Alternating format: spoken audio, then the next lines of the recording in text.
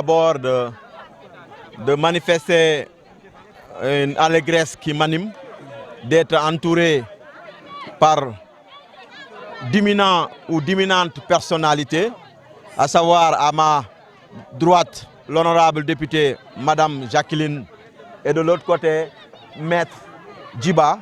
Et derrière moi, je pense qu'il y a le lieutenant Diop. Donc je pense que je suis bien entouré aujourd'hui. D'abord, remercier les populations du Bayot-Est qui nous ont fait l'honneur de nous parrainer pour ce tournoi qui est intitulé Tournoi de la cohésion sociale, la deuxième édition. Et nous rappelons que cette zone-là, c'est une zone qui a connu ou qui a subi les affres de la crise casamançaise. Aujourd'hui, c'est l'occasion de manifester notre contentement par rapport au retour des déplacés, mais aussi de manifester notre contentement par rapport à cette cohésion que l'on est en train de voir, qui est en train de naître entre ces villages qui, à un moment donné, étaient déplacés, étaient partout dans le pays. Cela prouve encore à suffisance que nous sommes proches de la paix définitive en Casamance. Et je pense qu'il n'y a pas un chantier beaucoup plus vaste que la paix en Casamance. Parce que ce conflit, malheureusement, a généré beaucoup de problèmes. Et il y a à un moment donné une dissolution même du tissu social. Mais aujourd'hui, force est de reconnaître que la cohésion sociale est en train de prendre forme. Et pour moi aussi, c'est l'occasion de porter un plaidoyer fort pour cette zone du Bayot-Est. Cette zone qui a connu les conséquences de cette crise, malheureusement une zone qui est toujours enclavée.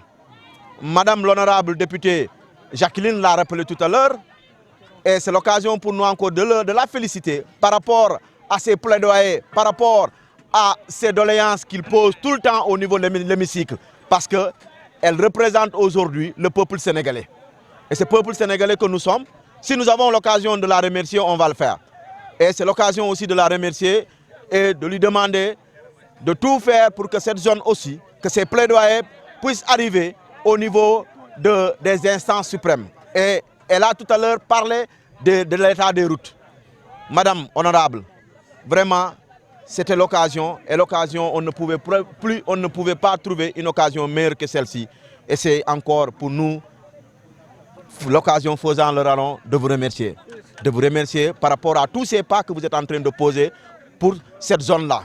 Cette zone qui malheureusement à un moment donné a été oubliée. Mais aujourd'hui, force est de reconnaître qu'il y a des efforts qui sont en train d'être faits. Vous avez entendu les populations parler de leur établissement sanitaire, à savoir soit c'est un poste de santé, soit c'est une case de santé. Les populations ont demandé l'amélioration pour avoir de meilleurs soins sanitaires. Mais aussi, je rappelle que cette zone, c'est une zone immensement riche. Parce qu'ici, il y a une rizière qui fait plus de 4000 hectares. Et que cette année, les populations ont commencé à redoubler d'efforts. Malheureusement, sur 4000 hectares, elles n'ont eu les moyens que pour exploiter quasiment 3 hectares. Les récoltes ont été bonnes. Et c'est l'occasion encore de demander à l'État du Sénégal, pourquoi pas de leur chercher des moissonneuses batteuses, mais aussi des machines qui peuvent permettre à ces populations-là de cultiver le riz pour enfin être en phase avec ce que l'on appelle l'autosuffisance alimentaire en riz. Les efforts sont là, les ressources humaines sont là. Ce qui reste, c'est l'accompagnement de l'État du Sénégal. Ce qui reste aussi, c'est de mobiliser aussi toute cette masse de jeunes pour qu'elle puisse savoir qu'elle a sa part de responsabilité pour ce qui concerne l'autosuffisance alimentaire en riz. Et les Diola, les Bainoung ou ces populations qui habitent cette zone, auparavant ne partaient pas dans les boutiques pour chercher du riz.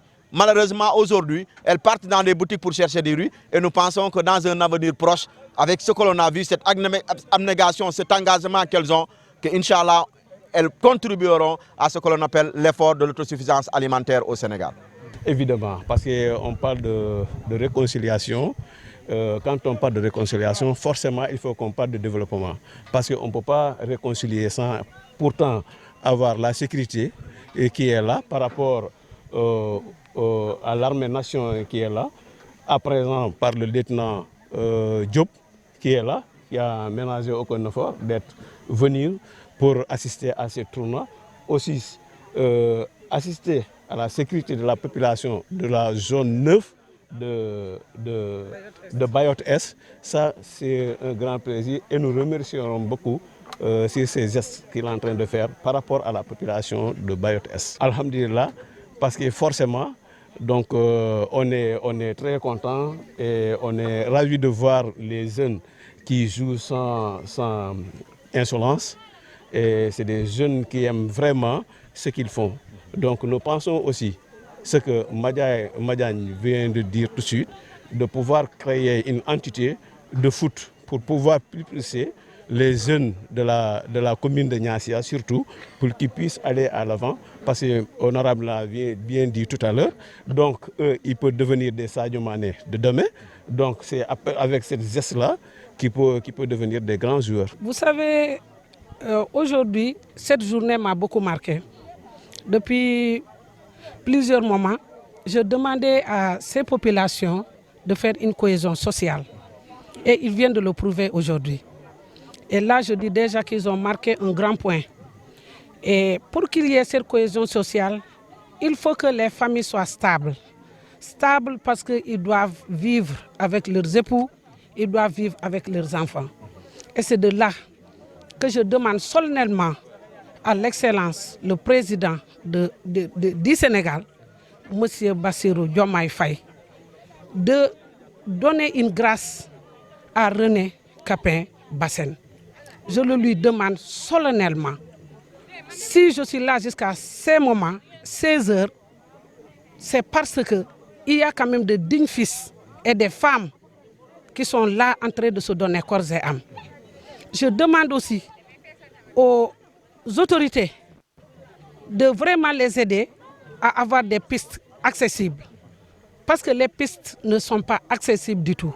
Et on ne peut pas parler de développement tant qu'il n'y a pas de pistes accessibles. Il a si bien dit 400 hectares de vallées, 4000 hectares de vallées qui on ne peut même pas exploiter aujourd'hui. Parce que d'un côté, les moyens ne sont pas là. On n'a pas de moyens, on n'a pas de machines, on n'a pas de batteuses, on n'a rien pour exploiter ces hectares. C'est l'occasion pour moi de vous dire qu'en octobre, cette année 2025, on a créé une coopérative agricole communautaire, comme l'a si demandé l'État.